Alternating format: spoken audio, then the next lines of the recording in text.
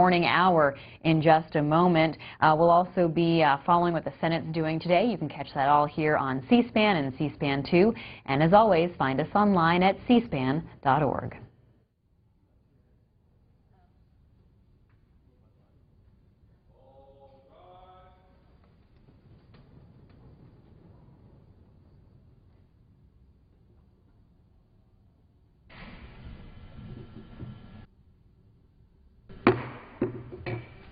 The House will be in order. The Chair lays before the House a communication from the Speaker. The Speaker's Rooms, Washington, D.C., May 16, 2012. I hereby appoint the Honorable Joe Barton to act as Speaker pro tempore on this day. Signed, John A. Boehner, Speaker of the House of Representatives. Pursuant to the order of the House of January 17, 2012, the Chair will now recognize members from the list submitted by the majority and minority leaders for the morning hour debate. The Chair will alternate recognition between the parties, with each party limited to 1 hour and each member other than the majority and minority leader and the minority whip limited to 5 minutes each, but in no event shall the debate continue beyond 11:50 a.m. The Chair recognizes the gentleman from Oregon, Mr. Blumenauer, for 5 minutes. Thank you, Mr. Chairman. The Violence Against Women Act has been one of the great legislative successes of the last 2 decades. Since it was first signed into law by President Clinton, there's no question that it has helped millions of women by funding a variety of community violence protection programs, a variety of victim assistance services from coast to coast, while providing a legal framework for protection. Republicans and Democrats alike have supported the legislation in all subsequent reauthorizations because of the recognition of the vital nature of the services that are provided and the impact it has not just on women, but on the children in these families. That's why it was reauthorized in 2000 and then again in 2005 under a Republican administration with President Bush. In this Congress, that tradition of bipartisan support continues in the Senate, which has approved a stronger version of the legislation developed in the Senate Judiciary Committee by co-sponsored by both Chair Leahy and Ranking Member Crapo. Sadly, it's facing a decidedly different fate in the House.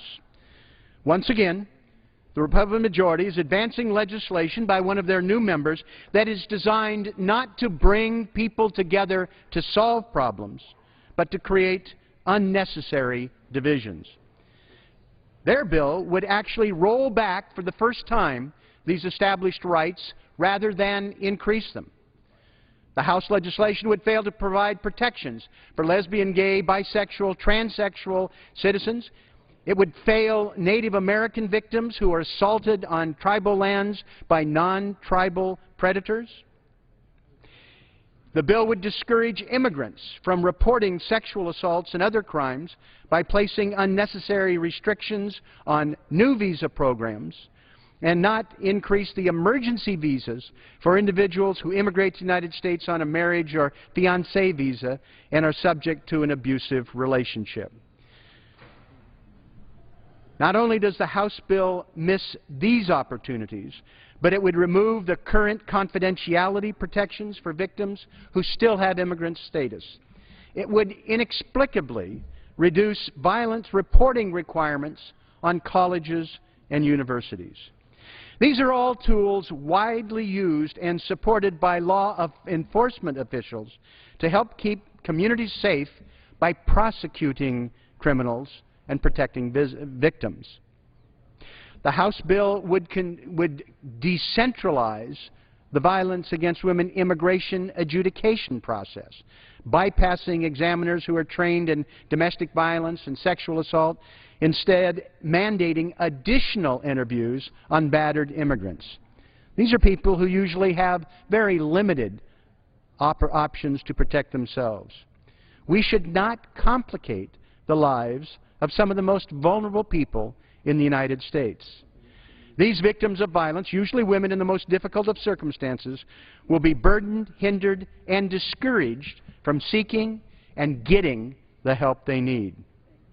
The House bill would represent the triumph of ideological partisan politics over solid legislation with an opportunity for solid bipartisan support.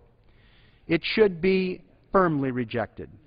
Instead, the House should use this opportunity to build on a record of proven success, bipartisan cooperation, and a commitment to strengthening the protection of society's most vulnerable by using the Senate bill as a template. These victims and potential victims deserve no less. They, their families, and the communities they live in deserve no less. Domestic violence is an assault on the entire community and should not be tolerated.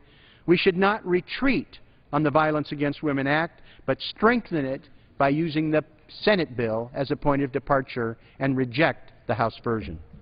Thank you. I yield back. Gentleman yields back. Chair recognizes the gentleman from Pennsylvania, Mr. Marino, for 5 minutes.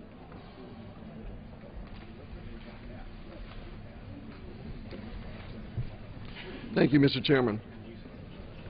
Mr. Chairman, as a foster parent, a father of 2 adopted children, and a co-chairman of the bipartisan Congressional Foster Youth Caucus, I rise today to recognize May as National Foster Care Month. There are currently over 107,000 foster youth eligible and waiting for adoption, and more than 400,000 youth in the foster care system. In an effort to raise awareness about the needs and the experience of these youth, I am honored to join my colleagues in a bipartisan manner to acknowledge the importance of this special month. Through increased understanding and dedicated caregivers, we can and must continue to make important advances in providing more stable and caring environments for all foster youth. We must focus on learning from state and local child welfare providers, advocates, and foster children to better know how we can help. The needs of these youth are urgent and real, and while there are many alarming facts and figures that reflect the challenges these children face, the resiliency of foster youth remains strong, and we must all continue to do our part. Together we can make National Foster Care Month a success. I yield back my time. Gentleman yields back. The chair would recognize the gentlelady from California, Mrs. Bass, for 5 minutes.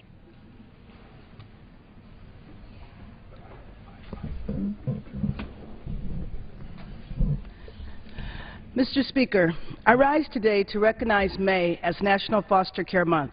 The goal of this month is to raise awareness about the experiences and needs of more than 400,000 youth in the foster care system.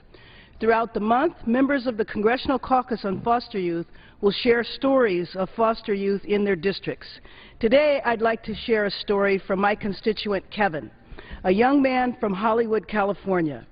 His story is unique, yet his resiliency is characteristic of hundreds of thousands of foster youth across our nation. Kevin was born into a family addicted to crack cocaine. He was removed from his parents at the age of 2 after a near-death drowning experience. After years in a group home, he was placed with a legal guardian. But this placement was difficult. Kevin was placed back with his biological mother until she was incarcerated for the 3rd time, leaving Kevin with no place to go. In the face of all these challenges, Kevin has persevered. He recently transferred from community college with a full-ride scholarship and a 3.8 GPA. He plans to become a professor in the social sciences. About his time in and out of foster care, Kevin says, and I quote, "I'm extremely grateful for the opportunities I have had because they allow me to identify and connect with a broad range of people. Today, in honor of Kevin's courage and tenacity, I join my fellow co-chairs of the Congressional Caucus on Foster Youth, and today with Representative Tom Marino, as well as over 90 of our colleagues in the House and the Senate, in introducing a bipartisan, bicameral resolution in recognition of National Foster Care Month. I invite my colleagues to co-sponsor the bipartisan resolution as well as join the Congressional Caucus on Foster Youth. I yield the remainder of my time. Gentlelady yields back. The chair would now recognize the gentleman from Illinois, the Republican shortstop on the baseball team, Mr. Dole, for 5 minutes.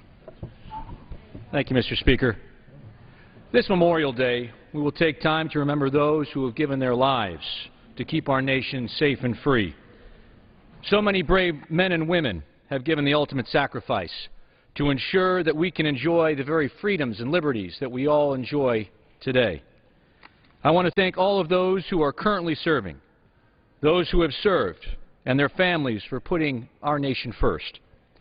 America is stronger and a better nation because of your sacrifice and service. Recently, veterans from Illinois came to Washington, D.C., and it was truly an honor and a pleasure to meet the Illinois Honor Flight at the World War II Memorial, not only to hear their stories, but to have an opportunity to talk with these true heroes, to learn more about their friends, those who made it back and those who didn't. The heroic efforts of the men and women of World War II, and I would argue from all of our conflicts, helped keep our nation safe and away from harm's way. I cannot thank them enough for all they have done for our country. Last month, I had the privilege of presenting two veterans from Illinois' 10th Congressional District with their medals, which had not been presented. These men served their country with distinction and deserve the medals that they have earned. George Ott from Arlington Heights served as an Air Force Staff Sergeant in the 6th Aircraft Repair Unit during World War II. He served from 1944 to 1946, serving in the Marshall Islands, the Philippines, and Japan. I was able to present him with the World War II Victory Medal, the Asiatic Pacific Campaign Medal, and the Army Good Conduct Medal. Thomas Vanna of Des Plaines was another veteran I was able to serve and present medals, and he served as a sergeant in the 2nd Infantry Division during the Korean War. He served in active duty as a medic from 1970 to 1974, and I was able to present him with the Army Good Conduct Medal and the Korea Defense Service Medal. Beyond working directly with veterans, Mr. Speaker, to ensure they receive the recognition that they have earned, my office is also working with veterans to document their stories. The Veterans History Project is an ongoing effort by the Library of Congress to collect stories and photos, to learn more about those who have served in battle and in conflict, not only at home but overseas. My office is open to anyone who would like to document their story and share their experiences with the American public. It's important that we preserve these records, Mr. Speaker, so that future generations know of the sacrifices that our men and women in the military have made. I would encourage anyone from the 10th District in Illinois who has served to call your Northbrook office at 847-272-0404 and share your story so that we can preserve it for years and years to come. I want to thank all those who have served, those that are serving currently, and those that have given their lives to protect our country. This Memorial Day, I believe that we must honor those who have fallen and never forget the sacrifices that they have made to make sure that our country remains safe and free. Thank you, and I yield back. Gentleman yields back. Chair would now recognize the gentleman from Pennsylvania, Mr. Kritz, for 5 minutes.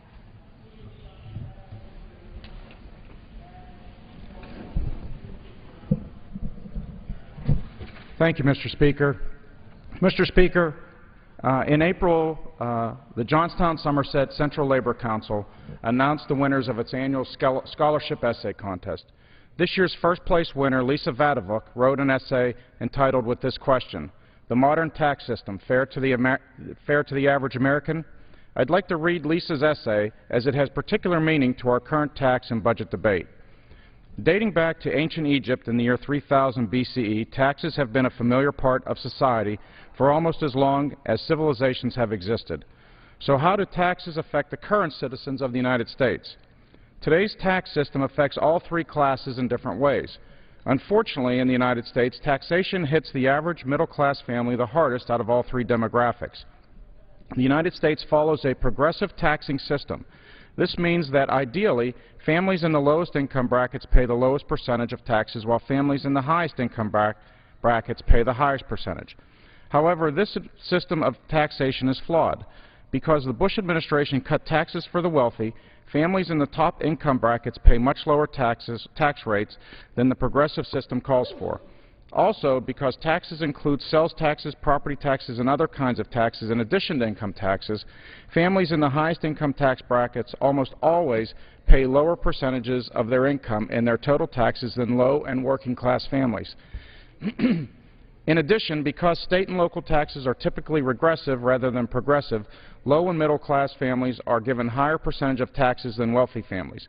In 2007, out of all the income brackets, families in the middle income bracket paid the highest percent of their income in their total taxes in Washington, D.C., Maine, Minnesota, New York, South Carolina, and Vermont.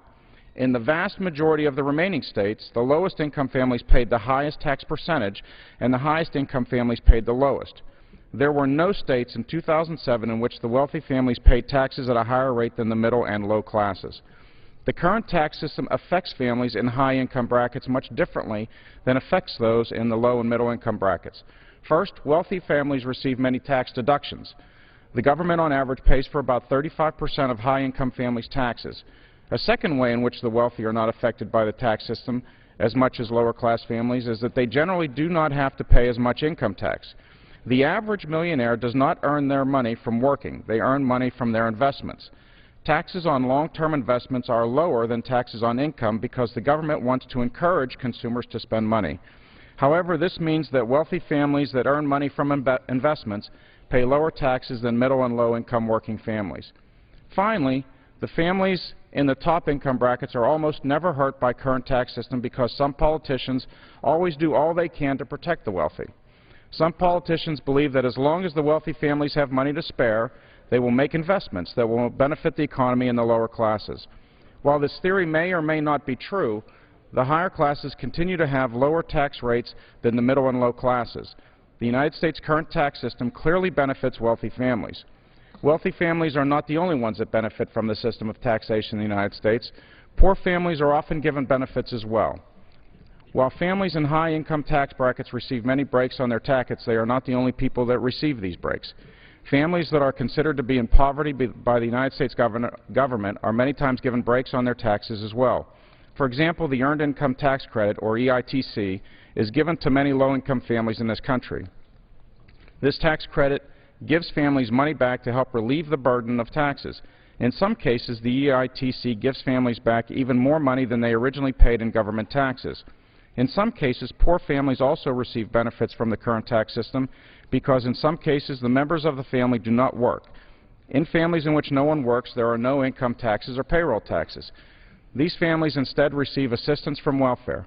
There is no tax on money received from welfare, so families receiving this aid do not earn additional income from a job. So families receiving this aid that do not earn additional income from a job do not pay any income taxes. Consequently, the tax system of the United States can be beneficial to low-income families. In the current tax system, there are certain advantages to being either high-income families or low-income families. But what happens to those families that fall in the middle? The majority of Americans are hard-working citizens that earn a moderate salary.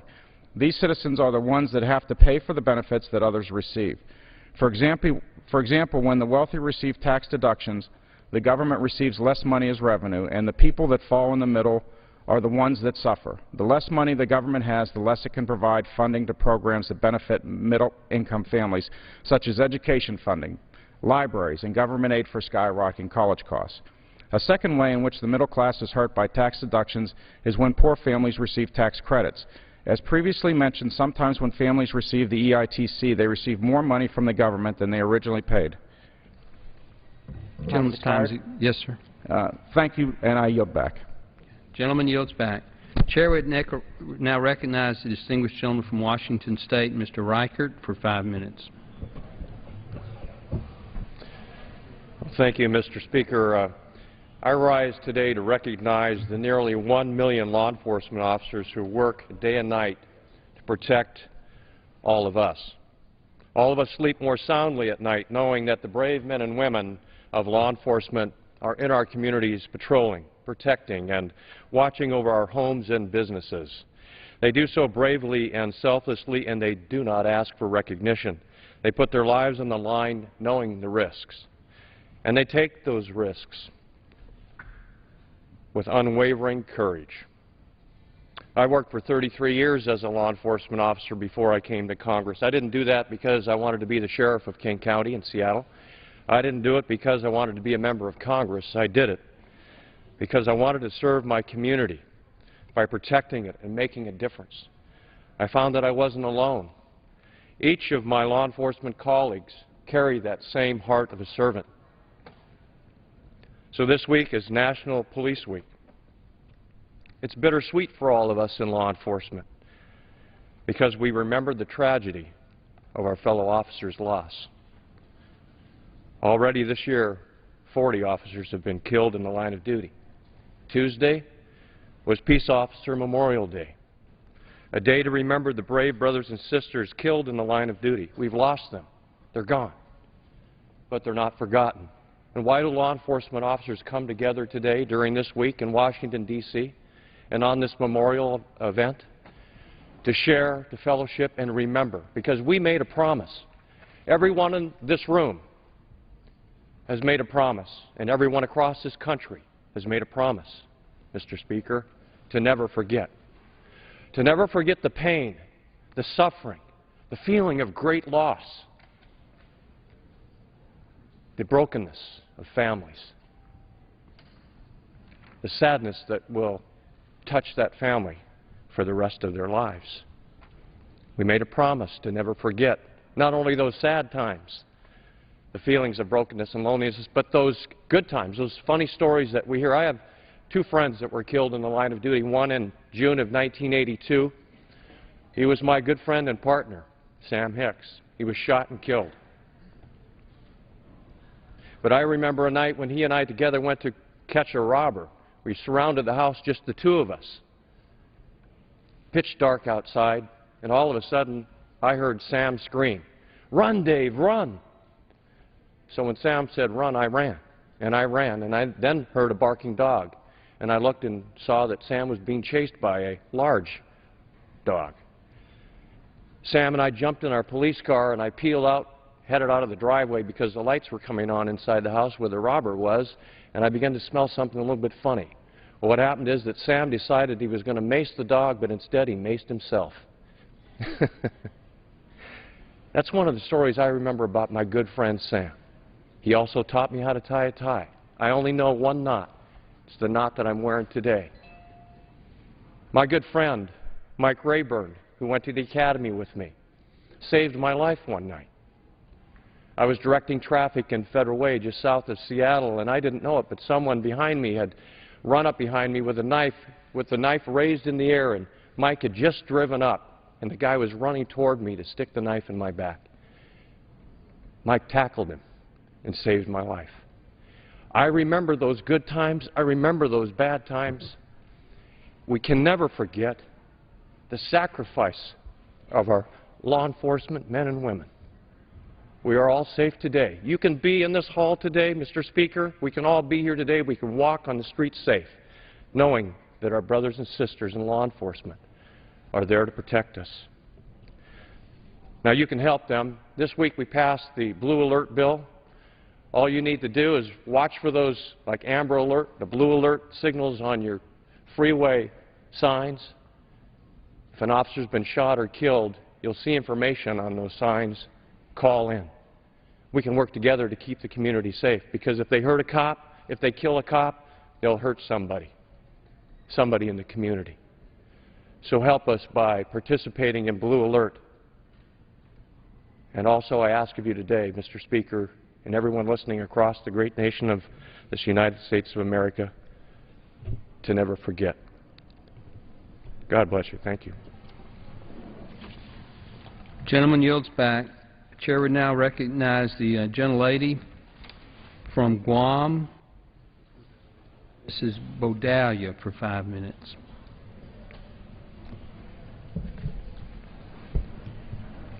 Thank you, Mr. Speaker. I rise today in honor of Asian Pacific American Heritage Month and to recognize the many contributions that Asian and Pacific Americans make to our great nation. I commend Congresswoman Judy Chu, who is the chair of the Congressional Asian Pacific American Caucus, and also Congressman Mike Honda, the caucus's chair emeritus, for their leadership and for their efforts on behalf of our communities. Our caucus represents a very large and a diverse community. The cultures that are represented in our caucus highlight many, many unique traditions, languages, and histories. Despite our diverse backgrounds, Asian Pacific Americans are committed to improving our country every single day. Today, more than 18.5 million Asians and Pacific Islanders call America their home. 18.5 million. We have become the fastest growing minority community in the United States, having increased by more than 40% in the last 10 years. Asian Pacific Americans contribute to every aspect of our lives, from business to education, healthcare to public relations, sports and recreation, to the arts, government, and the armed services. Our businesses employ more than 2.8 million workers, which generate more than $512 billion in annual revenues to our economy. 2 cabinet secretaries, Energy Secretary Stephen Chu and Veterans Affairs Secretary Eric Shinseki, are of APA descent, and APAs currently represent 13 congressional districts and serve in 15 state legislatures. Further, in the last 3 years, the number of judges serving in the federal judiciary has more than doubled, its highest level in our country's entire history. From the very beginning, the Asian Pacific American community has sought better opportunities or to escape persecution in their homeland. These can be seen with each particular group in the experiences of the first Chinese laborers who came to build the transcontinental railroads, the first Japanese workers who worked in plantations in Hawaii, the first Vietnamese refugees who arrived because of war, and other countless APA groups with similar stories. Asian Pacific American history is the larger American story of valuing freedom, continuously working to make our nation great and giving our children a better future than the ones we have. I represent the people of Guam. I represent the U.S. territory of Guam. The people are an important part of our Asian Pacific American community, and whom are extremely loyal and proud of their citizenship. The case in point this year will mark the 68th anniversary of the liberation of Guam from a brutal enemy occupation during World War II, and the return of freedom to the island as part of the American family. Guam has one of the highest per capita casualties in the more than a decade that our country has been at war.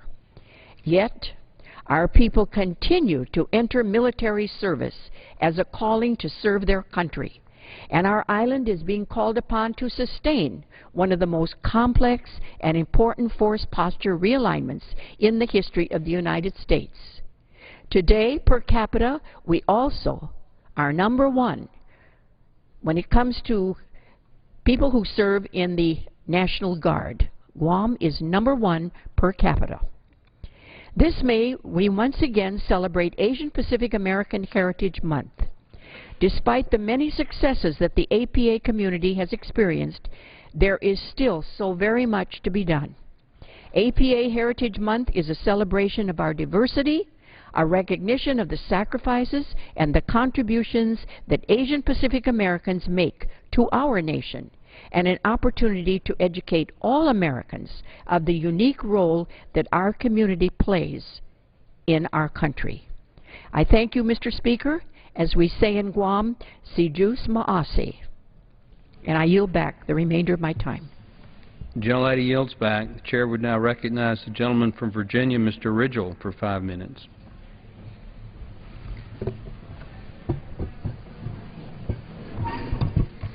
Thank you, Mr. Speaker. Mr. Speaker, I rise today to recognize, to honor, and to pay tribute to the life of Bishop Barnett K. Thorogood, founder of New Jerusalem Church of God in Christ in Virginia Beach, who passed away too early from this earth in February. He was a man of God, an inspiring leader, a tremendous positive influence in our community, and a truly outstanding American.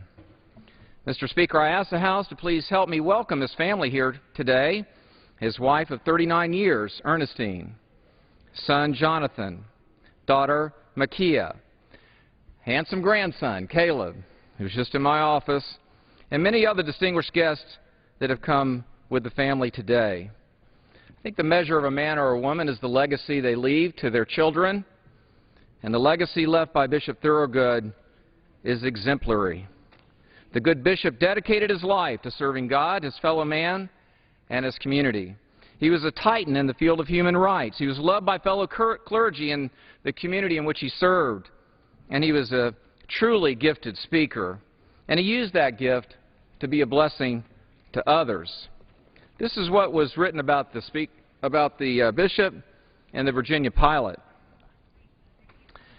Bishop Thorogood liked to say he started preaching at the age of 5 when he spent many days sharing Jesus with the prison work crews that came to clean ditches in his SeaTac neighborhood. At 20 years old, he started the New Jerusalem Church of God in Christ, and across his career he received many educational honors leading to his doctorate of ministry. He served as the district superintendent to the Virginia Beach District and second administrative assistant to Bishop Samuel L. Green, Jr.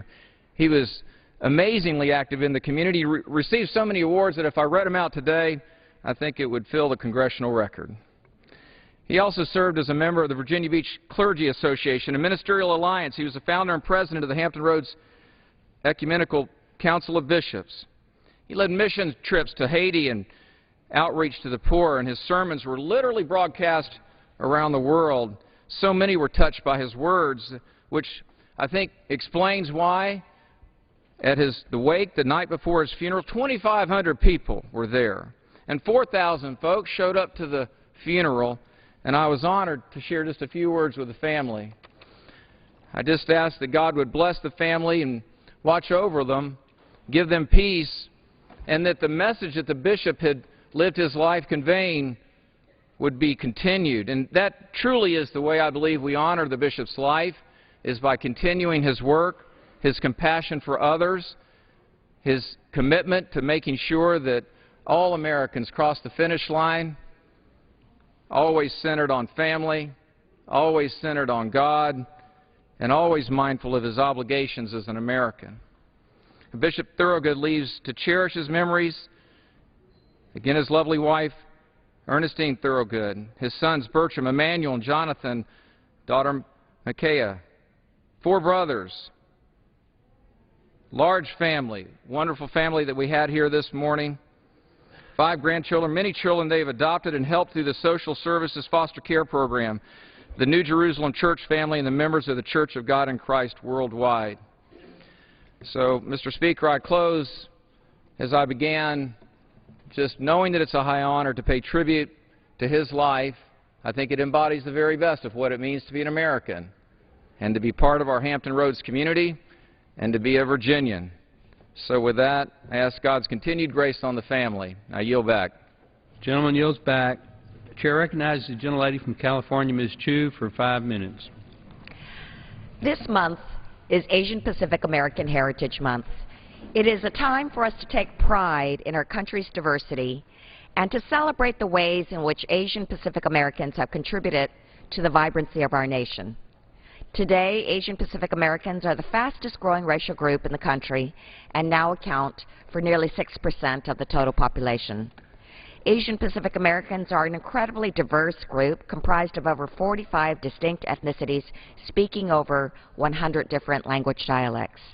And we are represented in every arena of American life, from college presidents to public servants and CEOs, and even to an NBA basketball star, Jeremy Lin. This year marks a number of historic milestones for the Asian Pacific American community, including the 20th year since the formal establishment of APA Heritage Month, the 100th anniversary of the planting of the first cherry blossoms in our nation's capital, and the 150th year since the passage of the Pacific Railroad Act, which led to the construction of the Transcontinental Railroad. This year also marks the anniversary of several painful events in our history. 130 years since the passage of the Chinese Exclusion Act of 1882, a discriminatory piece of legislation which prevented people of Chinese ancestry from becoming naturalized citizens and from ever having the right to vote. And 70 years since the signing of Executive Order 9066, which led to the internment of 120,000 Japanese Americans during World War II, and 30 years since the unpunished murder of Vincent Chin in Detroit by 2 unemployed auto workers who blamed him and all Asian Americans for the loss of their jobs. And although our history has indicated great progress since the days of discrimination, it is important to continue to remember our history in order to protect the civil rights of all Americans and to prevent these atrocities from ever happening again. As chair of the Congressional Asian Pacific American Caucus, or CAPAC, I have the privilege of advocating for the APA community's needs and priorities on a broad range of issues, including civil rights, health care, economic justice, and immigration reform. This year, our caucus welcomed 12 new Congress members, bringing our total to a record high of 42 members. This means that CAPAC will be able to serve as an even stronger voice for the Asian Pacific American community at all levels.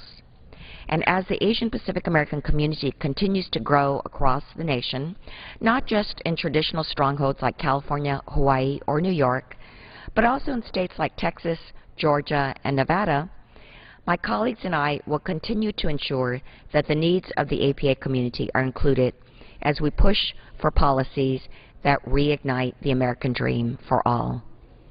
So as we celebrate Asian Pacific American Heritage Month this May, I hope you will join me and remember the many contributions that Asian Pacific Americans have made to our great country. Thank you. Gentlelady yields back. The chair now recognizes the distinguished gentleman from Illinois, Mr. Manzullo, for 5 minutes. Thank you, Mr. Speaker. I rise today to speak on energy-efficient buildings.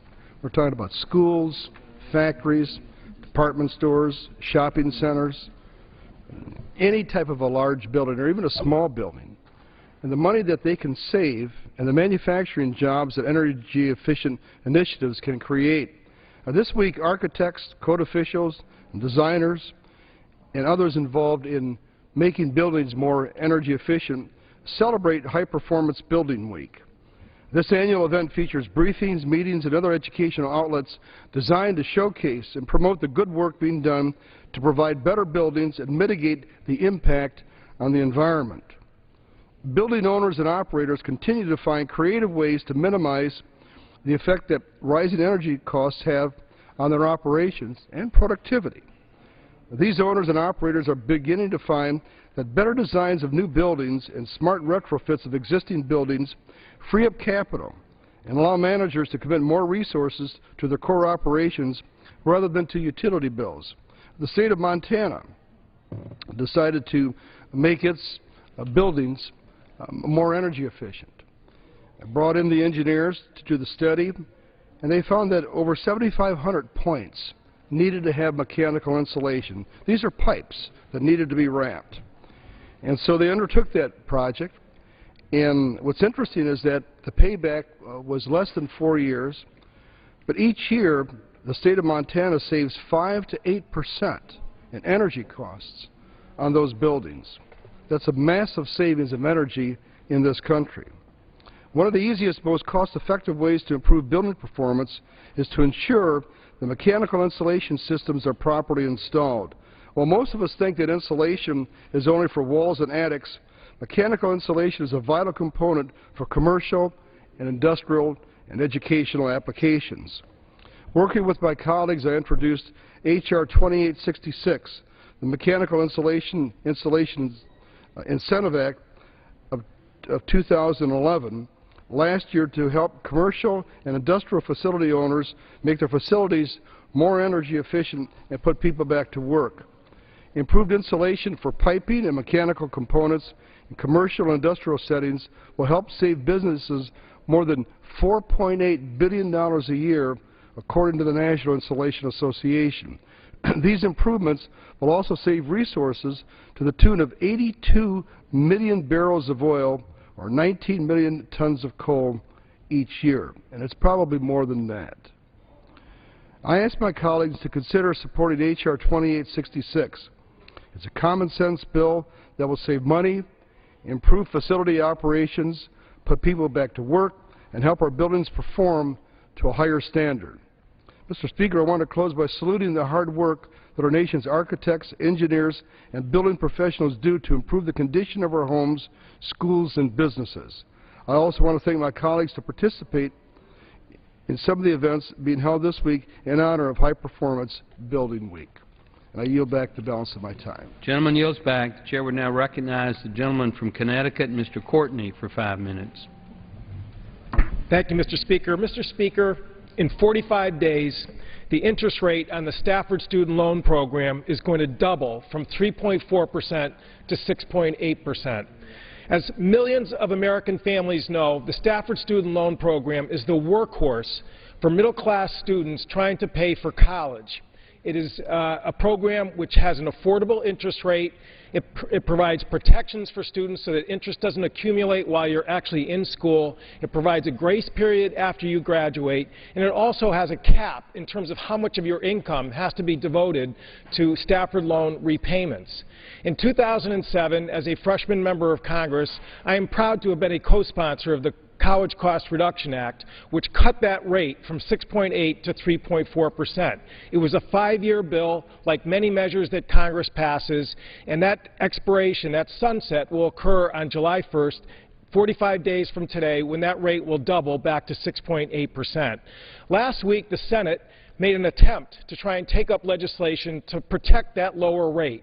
Sadly, the Republican minority used the filibuster rule to block not even just the bill, but even a debate on the bill. I repeat, they didn't even use the filibuster rule as a block of all Republicans to vote against the measure. They actually used the filibuster to even allow consideration of debate. And again, the leader in the Senate made it very clear if they had alternatives to the Senate bill which would protect the lower rate, they were more than free to offer their own amendments.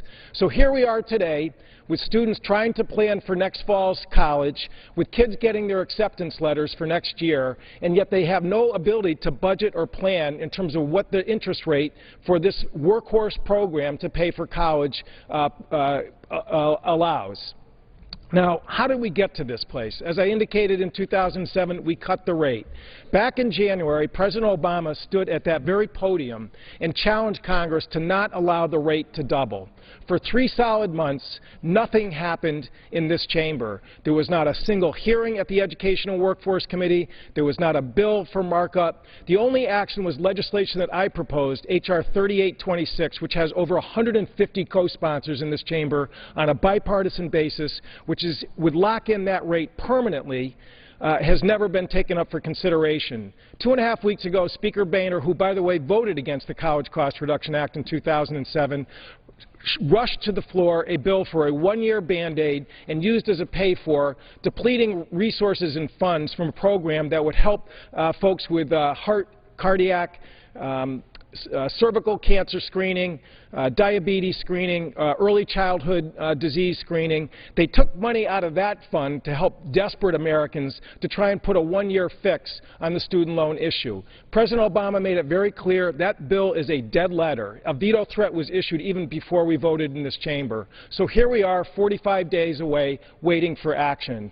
H.R. 3826, a measure which permanently locks in the lower rate, is at least a first step in terms of dealing with the crisis in this country of student loan debt, which now exceeds credit card debt and car loan debt.